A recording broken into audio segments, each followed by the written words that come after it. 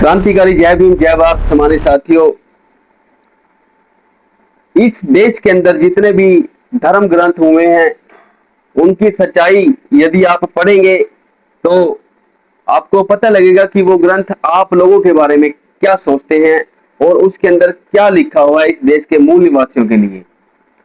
साथियों, यही आपकी गुलामी का कारण है कि आप लोग उन ग्रंथों को पढ़ते नहीं हो, उनको पूछते हो, उनको घरों में रखते हो।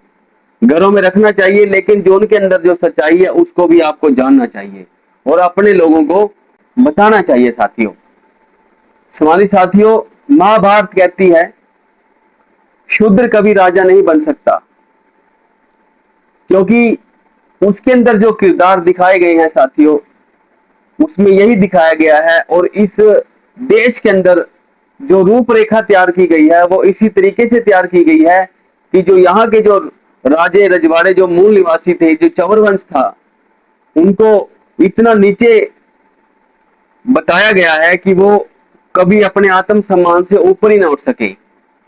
साथियों, रामायण कहती है शूद्र को ज्ञान प्राप्त करने पर मृत्यु दंड मिलना चाहिए। शाबाश, ये रामायण कहती है जो आप लोगों के टीवी के अंदर चलती है।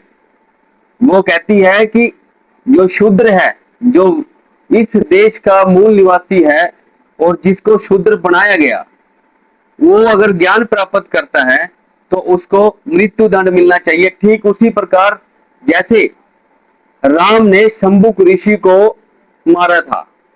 साथियों, ये बातें हैं जो उसके अंदर दर्ज हैं। और इन लोगों के जो वेद है ना, शूद्र ब्रह्मा के पैरों से पैदा हुआ वो इंसान है जिसको नीच कहा गया है।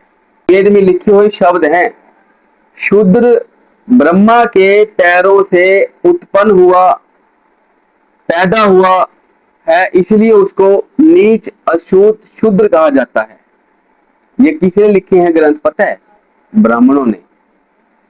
मनुस्मृति के अनुसार आप लोगों को जो शूद्र है, उसका कमाया हुआ जो धन है, जो दौलत है, जो मकान है, जो वस्त्र है, उसको बिना बताए उसको मार पीट करके उससे छीन लेने चाहिए।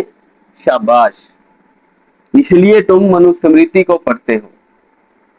दोबारा से वेद के अंदर लिखा है शूद्र का स्थान ऊपर के तीनों वर्णों की सेवा करने के लिए है।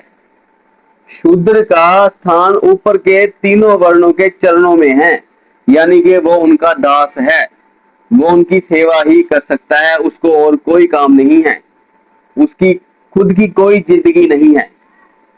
पुराण कहते हैं शूद्र केवल गुलामी के लिए जन्म लेता है, उसका काम ही गुलामी करना है। साथियों, रामचरितमानस कहती है शूद्र को पीटना धर्म है।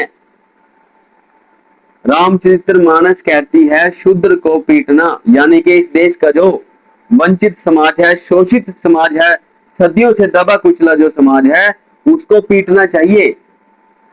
ऐसी सोच है इन लोगों के धर्म ग्रंथों के अंदर आप लोगों के लिए। मगर आप लोग अंधभक्त, अंधे होके जो ये धर्म ग्रंथ है इनको मानते हो, इनका घर में पाठ करवाते हो। साथियों, जिसका इन लोगों को फायदा होता है, जिसका इन लोगों को इन लोगों का घर चलता है। साथियों, तो क्या ये ग्रंथ हमारे लिए सही है? मुझे तो नहीं लगता कि ये हमारे लिए ये ग्रंथ सही है। साथियों,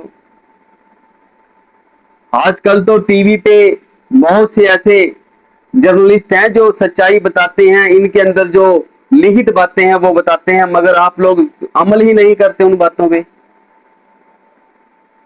अमल तो आप लोगों को करनी पड़ेगी ना, तब जाके आप लोगों का उद्धार होगा। मनुस्मृति कहती है धौल गवार शूद्र पशु नारी ये सब ताड़ना के अधिकारी। धौल यानी उसको पीटो जितना उतना ही आनंद, उसके अंदर से जो आनंद आएगा वो निकलेगा। गवार यानी कि अनपढ़ लोग, शूद्र यानी कि इस देश का बहुजन समाज, नारी यानी कि किसी भी धर्म को मानने वाले, किसी भी जाति को मानने वाले स्त्री। शूद्र पशु नारी ये मनुस्मृति में साथियों लिखा हुआ है, जिसको पढ़ते हो आप लोग। और अंधभक्त पढ़ते हैं आरएसएस के लोग, जिसको मानते हैं, ब्राह्मण जिसको मानता है, क्योंकि ब्राह्मण ने ही, मनु नाम के ब्राह्मण ने ही इसको बनाया था, और जिसमें केवल और केवल अपने को सबसे श्रेष्ठ और सभी को नीचे रखा है इस आदमी ने। इसलिए मैं कहता हूं कि जो आदमी दूसरे को बराबर ना समझे वो इंसान नहीं, वो शैतान है, वो निकम्मा है। इसलिए मैं बार बार कहता हूं कि आप इन धर्म ग्रंथों को पढ़ो, और इसमें जो आप लोगों की लिखी हुई है, जो सच्चाई है, अपने लोगों को अवेयर करो। ठीक है साथियों, इसलिए मैं कहना चाहता हूं कि जो धर्म तुम्हें नीच, अछूत, शूद्र बनाता है, उस धर्म को तुम साले को लात मार दो। जितनी जल्दी हो सकता है उस धर्म को तुम लोग छोड़ दो, तभी आप लोगों का उद्धार होगा। साथियों, मैं आपके साथ इस वीडियो के माध्यम से जो भी बातें साझा की हैं, ये तथ्य के आधारित पर साथियों सच हैं, और इसमें कोई झूठ नहीं है, क्योंकि ये धर्म ग्रंथ है ही इसी के लायक।